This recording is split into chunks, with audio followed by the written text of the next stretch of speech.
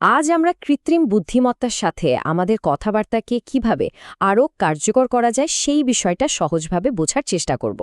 চলুন এই জটিল বিষয়টিকে কয়েকটি স্লাইডের মাধ্যমে সহজ করে দেখা যাক। আচ্ছা, শুরু করা যাক। কখনো কি এমন হয়েছে যে এআইকে কিছু জিজ্ঞেস করলেন আর উত্তরটা কেমন যেন সাদামাটা বা একদমই কাজের না, এমন কি ভুল? আসলে একটা অকেজো উত্তর আর একটা দুর্দান্ত উত্তরের মধ্যে পার্থক্যটা ঠিক এই স্লাইডের মতোই সহজ। এই আলোচনায় আমরা দেখব কিভাবে এআইয়ের সাথে কথা বলার শিল্পটা আয়ত্ত করা যায়, আর হতাশাজনক অভিজ্ঞতাগুলোকে কিভাবে শক্তিশালী সহযোগিতায় বদলে ফেলা যায় সেটাও জানব। প্রথমেই একটা খুব সাধারণ সমস্যা নিয়ে কথা বলা যাক। ধরুন আপনি কোনো রেস্টুরেন্টের খোঁজ করছেন। এখন যদি শুধু বলেন আজ রাতে কোথায় খাবো, তাহলে একরকম।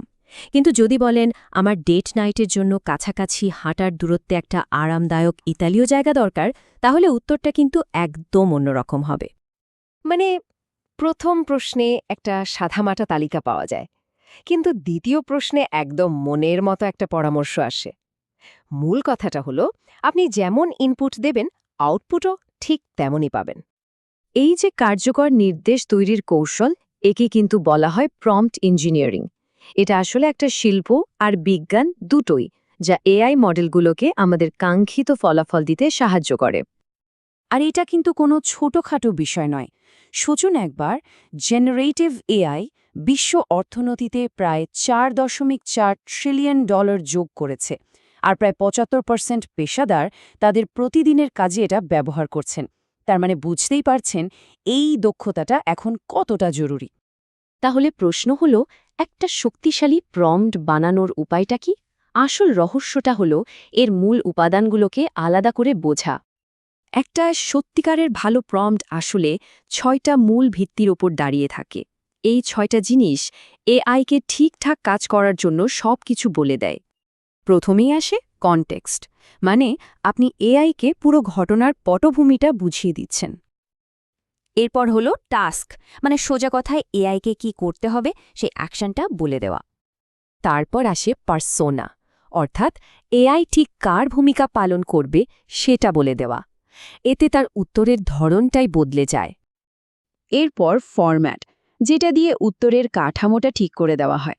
যেমন উত্তরটা কি একটা তালিকা হবে, নাকি টেবিল, নাকি একটা পুরো রিপোর্ট।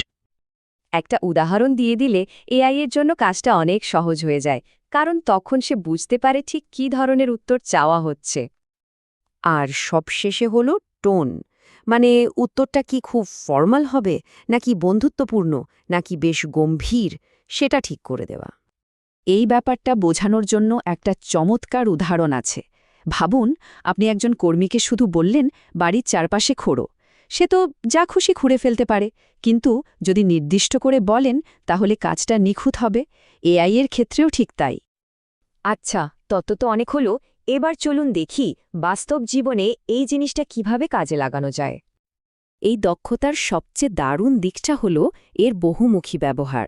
মার্কেটিং কন্টেন্ট বানানো থেকে শুরু করে কোডিং, শিক্ষা, গ্রাহক পরিষেবা, ডেটা অ্যানালিসিস, প্রায় সব জায়গাতেই এর প্রয়োগ আছে। এই স্লাইডের পার্থক্যটা একবার দেখুন।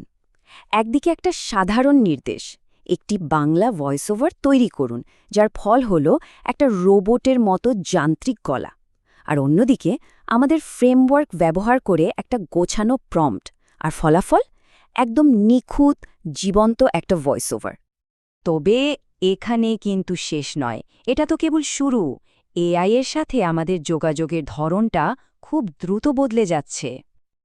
আমরা এখন শুধু একটা ভালো প্রশ্ন করার গণ্ডি পেরিয়ে যাচ্ছি। নতুন ধারণাটা হল কনটেক্সট ইঞ্জিনিয়ারিং, মানে এআইকে শুধু প্রশ্ন না করে একটা জটিল কাজ শেষ করার জন্য প্রয়োজনীয় সব নিয়ম, ডেটা, এমনকি মেমোরিও দিয়ে দেওয়া হচ্ছে। আর এই বদলের ফলেই জন্ম হচ্ছে এআই এজেন্টের। ভাবুন তো, এমন একটা সিস্টেম যা আপনার হয়ে একটা লক্ষ্য বুঝে নিয়ে নিজেই রিসার্চ করে যুক্তি দিয়ে কাজটা করে ফেলতে পারে। যেমন ধরুন, আপনার জন্য ফ্লাইট বুকিং বা বিভিন্ন ওয়েবসাইটে পণ্যের দাম তুলনা করা। বলা হচ্ছে প্রম্পটিংই নাকি নতুন যুগের সাক্ষরতা, মানে পড়া বা লেখার মতোই এটা একটা মৌলিক দক্ষতা হয়ে উঠছে। তাহলে ভাবুন, ভবিষ্যতের পৃথিবীটা কিভাবে লেখা হবে। আসলে সঠিক প্রশ্ন করার ক্ষমতার ওপরই কিন্তু নির্ভর করছে আমাদের ভবিষ্যৎ উদ্ভাবন আর সমস্যার সমাধান।